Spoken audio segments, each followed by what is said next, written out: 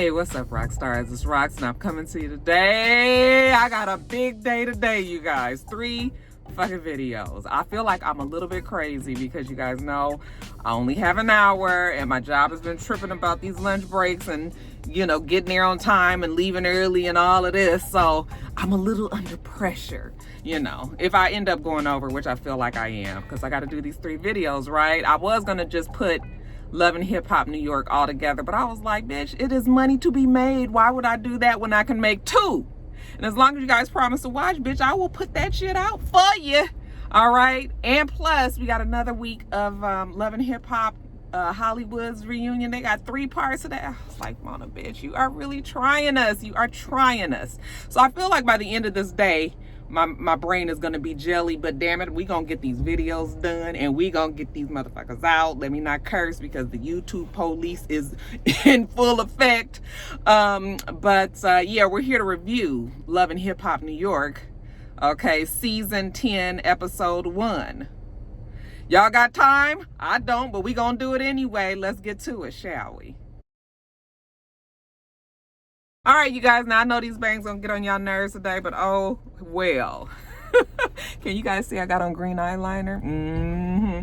Anyway, you guys, who do I want to start with? Should I start with the obvious? Okay, so Chrissy is back, okay, and we see her. She actually is the one that does the opening monologue for the show. I said, oh, Mona done kicked Yandy to the curb for the 2nd year in a row. Last year was Joe Budden, and now this year it is Chrissy. But anyway, Chrissy's back. She said that she was in Miami because she and Jimmy, they just needed a little time apart. You know, their relationship wasn't going anywhere. 5 or 6 years ago, she was done. She moved down to Miami, and it was real nice down there, but damn it, she's back in New York. You know, her and Jimmy, they never broke up. Okay, they just needed a little space. Am I crooked?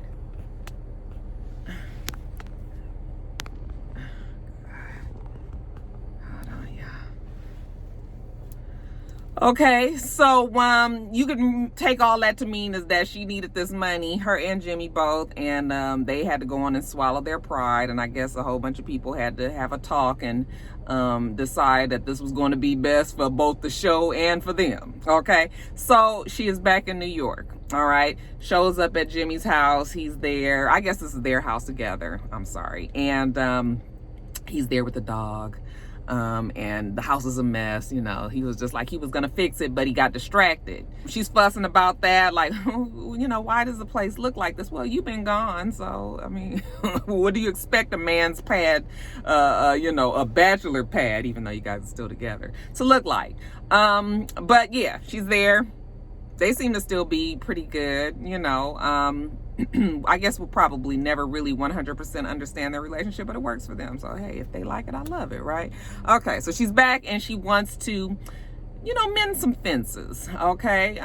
There's some things that she needs to take care of. Of course, her relationship, her home, her life with Jim, and then also her life outside of that house, and most notably, her relationships with these so-called friends. I mean, Kimbella and Yandy, neither one of them were her friend, okay? But she just kind of feels like maybe she needs to have a sit-down discussion with them, you know, maybe clear the air. So she wants to have a conversation with Kimbella first because Kimbella is old Mushmouth Jules.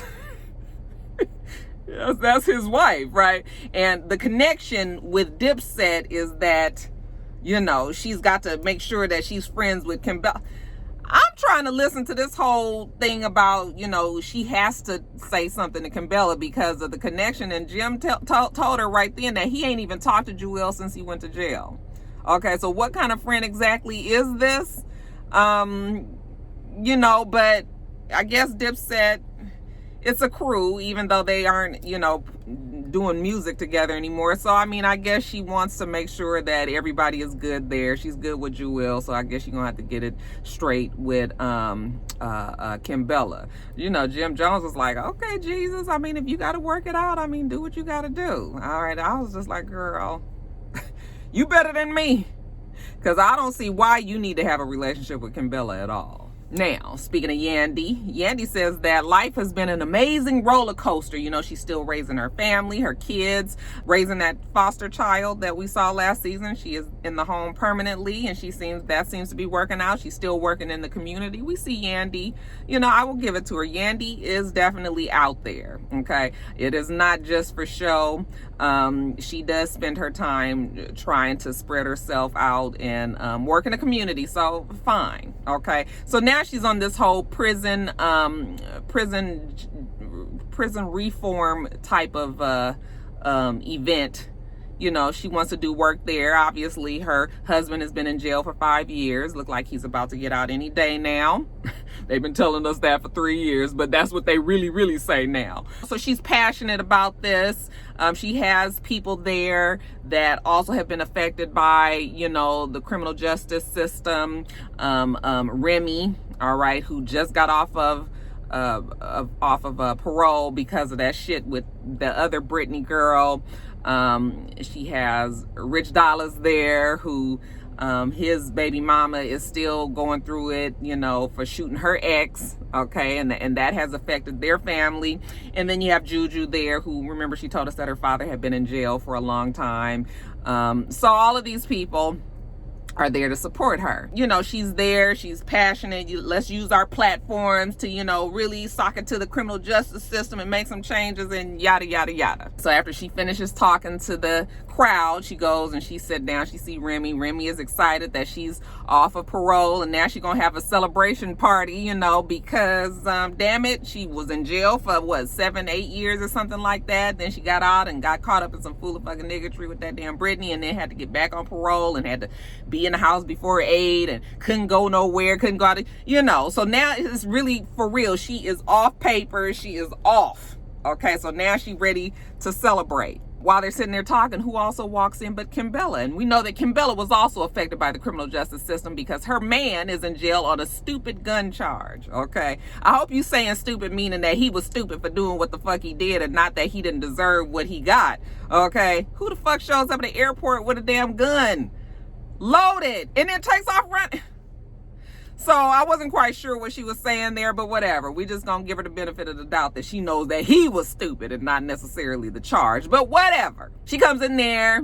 Yandy is excited to see her. Let me also say that everybody has stepped their game up. All right, this is the 10-year, and with all these people coming back to the show, everybody is 100% on point. New York has never really been jacked up like that. You know, it's still hit and miss with Hollywood, and Atlanta also be on point, but now New York is like giving it to us, because even Kimbella, okay, she looked good, okay, didn't look quite as plastic as she has in the past. Maybe the shit is settled in. Anyway, Yandy is like, I'm glad you came, you know, and Kimbella still sort of like, well, I'm here, you know. You can already tell that, see, this is the whole thing. If you was really trying to be honest, or if you was really trying to mend this friendship, that's one thing. But why come if you still got issue with Yandy? All right. And it's clear that she does. Yandy is still, you know, all hopeful. Like, you know, I know that, you know, you going through the same thing that I went through. She's at the end of her run with Mendices, but, you know, Kimbella's just getting started. And it looks like it's going to be a pleasant enough conversation. And then the editing is weird because it just gets cut off. And all of a sudden, Jonathan is there. Okay. And I was like, well, what happened to Kimbella? You know, but Jonathan sits down with her and tells her that, Chrissy reached out to him. I was just like, now, why would Chrissy be reaching out to Jonathan? But supposedly they're friends, you guys. So Chrissy reached out to him, and she's back in town, and Yandy was just like, oh my God, Chrissy is such a pain in the fucking pussy. Like, she just, you know, Yandy obviously will never remember the story quite the way that we all do. And how she was just way too extra when it came to Jim and Chrissy, and definitely overstepped. Definitely. But you know what? It's been 8 years. Yandy hasn't been his manager for that long, you know, and it's just sort of like, we don't even, none of this stuff really truly matters anymore. It's just all kind of how you approach the situation from here on out, right? So Yandy is just like, you know, that bitch get on my nerves, like, you know, but As long as she stay in her lane, you know, and stay out of my fucking way, then I'm gonna do me, and then we ain't gonna have no problems.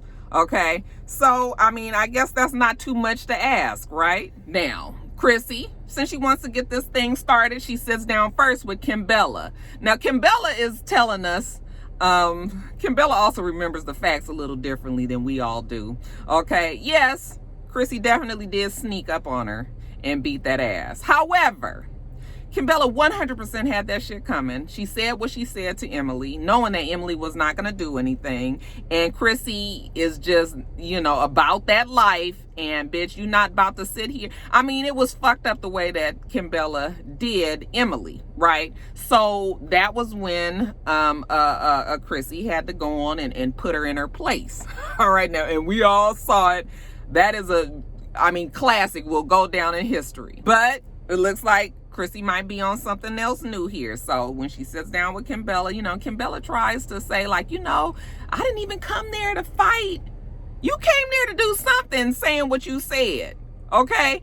And Chrissy was just like, you don't see your part in any of this. And I don't really think that Kimbella does, because she was just, you know, just stating the fact that she had slept with Fab, and, you know, she was just letting Emily know. But like Chrissy said, it was not what she said, it was how she said it. This was a real sensitive moment for Emily. She was already going through it with Fab and continues to do so, but that's another story. And don't nobody need you to come up here and sit up here and say some shit like that. It was just like a slap in the face, okay? So Chrissy, though, is telling her, like, apologizing. I was just like, what is happening here? Chrissy was just like, I apologize because as women, we're supposed to take care of each other. And I did not take care of you in that moment. I said, oh, you took care of her plenty. All right. And what about she's supposed to be taking care of Emily? Like, if you were supposed to be all that concerned about woman power and girl power and us sticking together and all of that, you would not have done what you did. Or you would not have said what you said after you did what you did. So I'm just like sitting here listening to this whole conversation. I was just like, what? But okay. Kimbella's happy that she gave her that apology. She says she doesn't know if they're going to be friends, but you know what? She can accept the apology for what it is and go on from there. But the good thing that these two are sitting together, they can commiserate about how much they can't stand Yandy. And look, Yandy is not my favorite either. You guys know that. I don't hate her, but she ain't my favorite. I think it's fucked up that Kimbella is supposed to be Yandy's sister. That's all they talk about. I, for the life of me, don't know why they are still trying to force this friendship. It is obvious that Kimbella does not want to be Yandy's friend. She just wants to continue to, you know, go against her and say shit about her and all of this. And now she's got Chrissy there. So even though Chrissy beat your ass, okay, and beat it good, it's a beat down that we won't never forget. Now you're ready to kind of be her friend just because you guys both have a mutual dislike for it's I'm just sitting there like, this is the craziest scene. And with friends like Kimbella, you don't really need enemies, because even when you fall out with your friend, okay, you don't go to the other person, you know? I just was like, oh, Kimbella, you really are leaving a bad taste in my mouth. They both agree that Yandy is a fake ass bitch, and I guess now we see where alliances and lines are drawn, right? What do you guys think about that? Now let's jump over to Sin and Joe. She said that, you know, the happiest day of her life was when Joe proposed to her about 6 or 7 months ago. Everything was good. And then 4 months later, she found out that he was cheating, went through his phone, and yeah, he's cheating. So now they're in a bad place. All right. I said, girl, all that y'all at the reunion with you all your hands in his lap and rubbing his leg the whole time, getting on my damn nerves. And you mean to tell me, I mean, you would have swore that they was really, really in the best place. So, yeah, but they weren't, obviously. He was cheating as far as Sin is concerned, and so she broke up with him, packed up and left. So now they have just this co-parenting situation, and even that's not good. They don't really talk. You know, they meet at the gymboree, and he gets the baby, you know, and all of that. So it's bad. which actually kind of makes me sad. I thought they were a cute couple, but many of you guys kept telling me, oh, no, Roxanne, oh, Joe this, Joe that. You know, I don't really follow him. I don't really know much about him. But what I saw on the show, I thought that they were a cute enough couple. Fine. They broke up, right? So, yes, it's bad times. And, of course, Sin wants him to admit 100% that he was wrong in what he did. Yeah, good luck with that. Okay, so, later on, we see him. He's at the pool house with Pap and Rich Dollars. You know, they're there to commiserate. Well, really not commiserating because Pap loves him some Remy to death, okay, to a fault.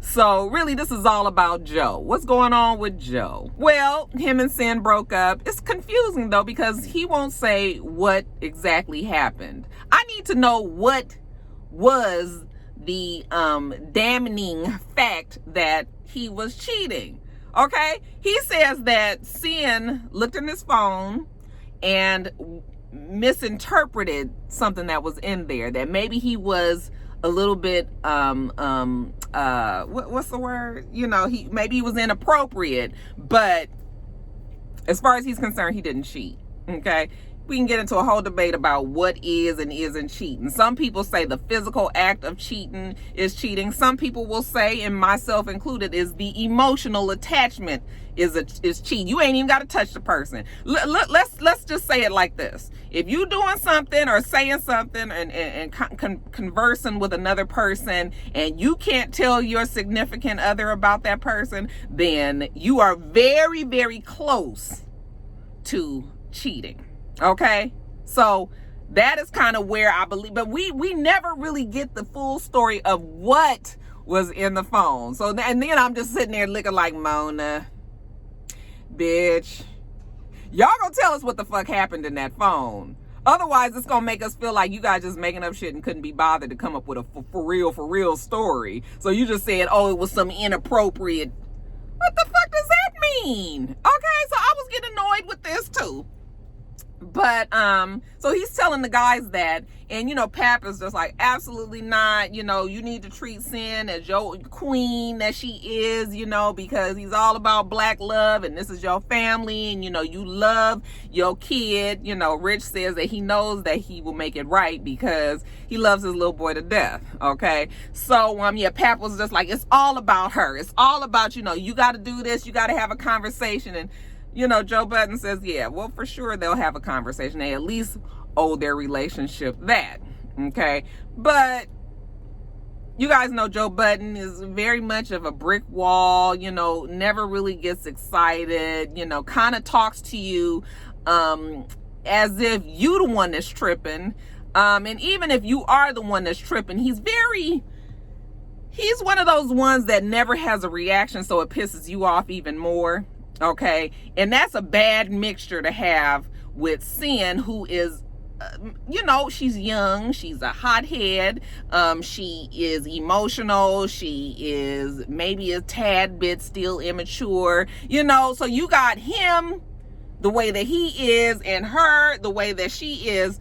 You know, nothing is ever going to get resolved here because she wants him to react the way he is not going to react. And he's not going to talk to her and say the things that she needs to hear because he sees things differently, or he refuses. You know, he's just kind of making her look like she's the dumb one. So I was just like, I don't know how this conversation is going to go. And pretty much it goes just like I just told you. So, you know, they meet in a park and Sin says that, you know, she wants him to admit that he, you know, that he cheated, you know, but Joe's whole thing was like, first of all, I did not cheat.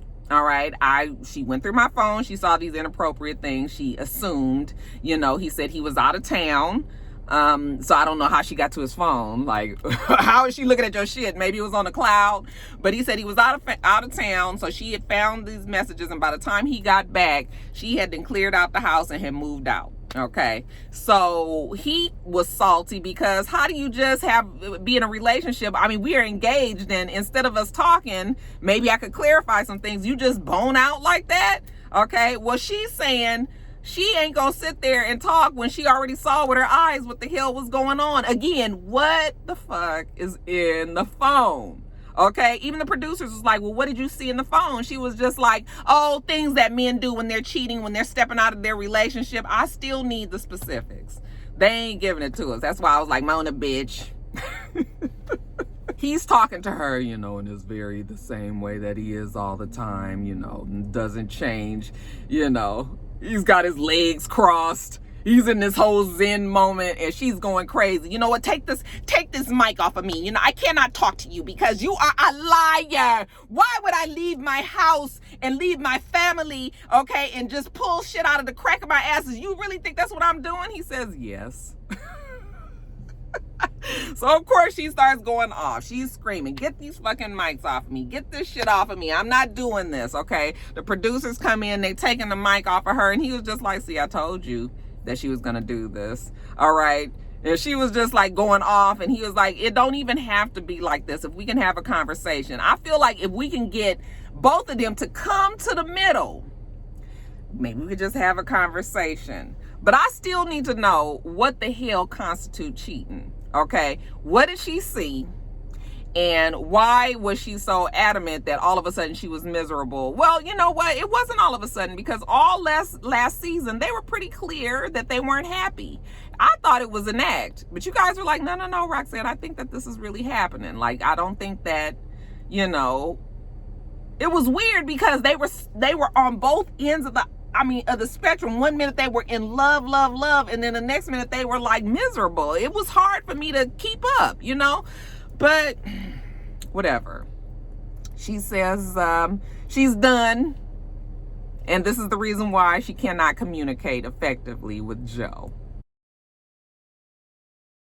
Now, Safari and Erica says Mina Mondays are back. I was like, is this what we used to call Mina Mondays? I mean, maybe a long time ago when she was in New York, but I mean, you've been on Mondays in Atlanta and nobody gave a fuck, so I'm not quite sure what she meant by that, but whatever.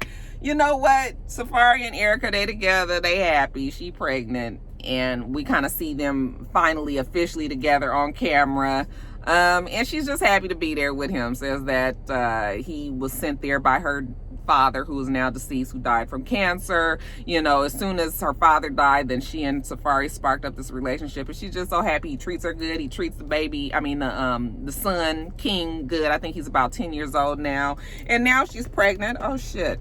Now she's pregnant, and she has a little girl on the way. So now they have fast forwarded this marriage. They're engaged and they're going to be getting married in 3 weeks. Fine. Good for them. You know, I don't have a problem with them being together, even though I think that Erica's crazy and it's not going to last. But, you know, I hate to be negative. So that's all I'm going to say about that. I keep telling you guys that. I would love to see it work out, but whew. He got his hands full. We'll see if all of this has changed her. Maybe it has. Maybe her becoming a mother has changed her. Well, she was already a mother, but maybe this, you know, she's finally in a for real relationship where she's in love with the person and he loves her and he treats her, you know, exactly how she wants to be treated. Maybe that is what she needed to get past. You know, you guys love that saying, hurt people hurt people. So maybe she's now in the mode of being loved, and you know, maybe she'll begin to love others. We'll see. Now, Remy is trying to get her music career back on track. You know, she got out of jail, and then she was on the show, and then, you know, Pap really wanted a baby. She ended up getting pregnant, you know, and all of this happened when she got signed to her label. I guess Fat Joe had re-signed her. I think she's on his label, right? So she got distracted. So now she's trying to get back on track. Pap, who is definitely the poster man for, you know, the perfect husband, he really believes in Remy. He tells her that the fans are waiting and the world is waiting on an album from her. So he's going to make sure that he's there to pick up whatever the loose ends that he needs to pick up, be there for the baby so that she can just get in the studio and she can focus and get this music out there. I was like, how many of you guys was waiting on Remy's music? Raise your hand. I mean, I like Remy, but Remy has tried to put out some songs and they was not smoking like, you know, they would like us to believe. So they were good, but they weren't great. But you know, it's go time. You got to get out there and you got to do it. You got to give it all, all you got. Remy is a mother, so it's hard for her. And no matter how many times people tell her what she got to do, she knows that she has a child, a baby, who needs her. So she's feeling pulled in a bunch of different directions. And it's going to take some juggling for her to be able to get, through this. So we jump over to Rem's party. It's a black and white party. Everybody's got to dress in their black and white. And, all of the folks are there to support Rem. Even Safari, raise it, give it up for Remy, yo. She's off parole, yo. Okay. All you New Yorkers love to say, yo, right? So anyway, Remy gets up there and she just thanks everybody. She's feeling good, that she's off parole. She can just kind of go and do as she pleases. So don't you guys worry. The music is coming next. Papoose gets up there and he does a quick, verse. I didn't even take the time to, you guys, I mock people that really can't rap, not real rappers. And all that he was saying, I was just like, oh, I can't even try, y'all. I ain't got that kind of time today.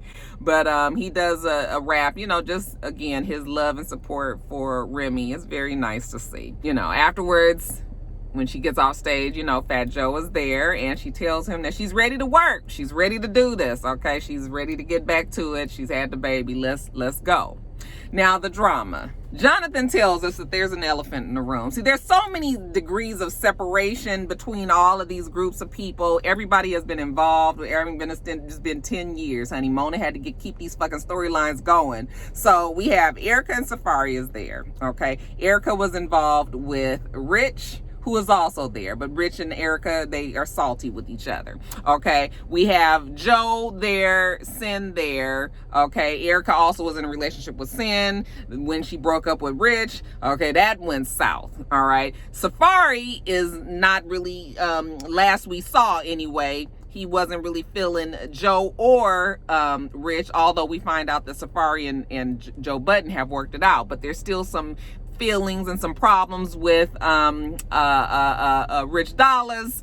And so yeah, it's like all of this is going on. It's a little bit of tension in the room. Safari done already told us that if Rich come over here with the bullshit, that he gonna have to handle it, because last time he saw Rich, he was jumping on tables at reunions and was putting 20 on 10 and trying to act like his old sickly self was about to do something.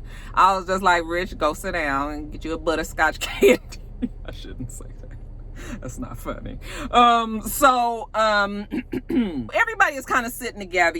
Erica, now she's there and she's, I guess, protecting her peace is what she calls it. Rich walks over. It looks like he might have something to say. Walks up to Safari and shakes his hand. Safari is, lucky go. He's a lucky go person anyway. Lucky going person anyway.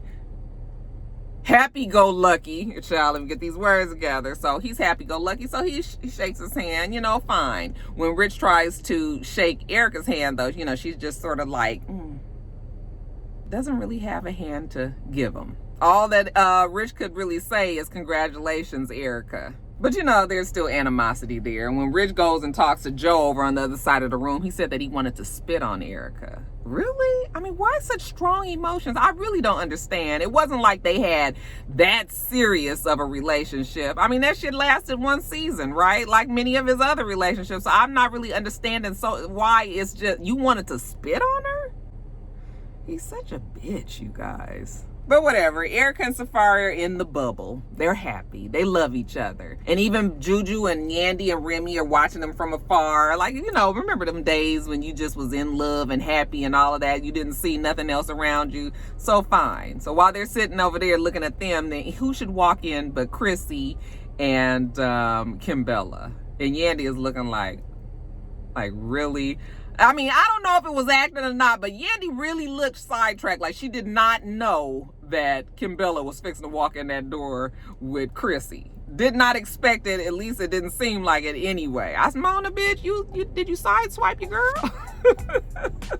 Yandy was just like, oh, so you friends now with the bitch, huh? Ain't this some shit? I said, yeah, Yandy, it look like you gonna have a tough year ahead of you. All right, you guys, so that's it for episode 1. Moving on to episode 2. Make sure that you rate, comment, and subscribe to the channel. I'm itsrox. The channel is for itsrox. Everything else I do will be in the bottom bar. All right. So I hope that you have a wonderful, wonderful rest of your day, and I plan on doing the same. Till next time, rock stars. Bye.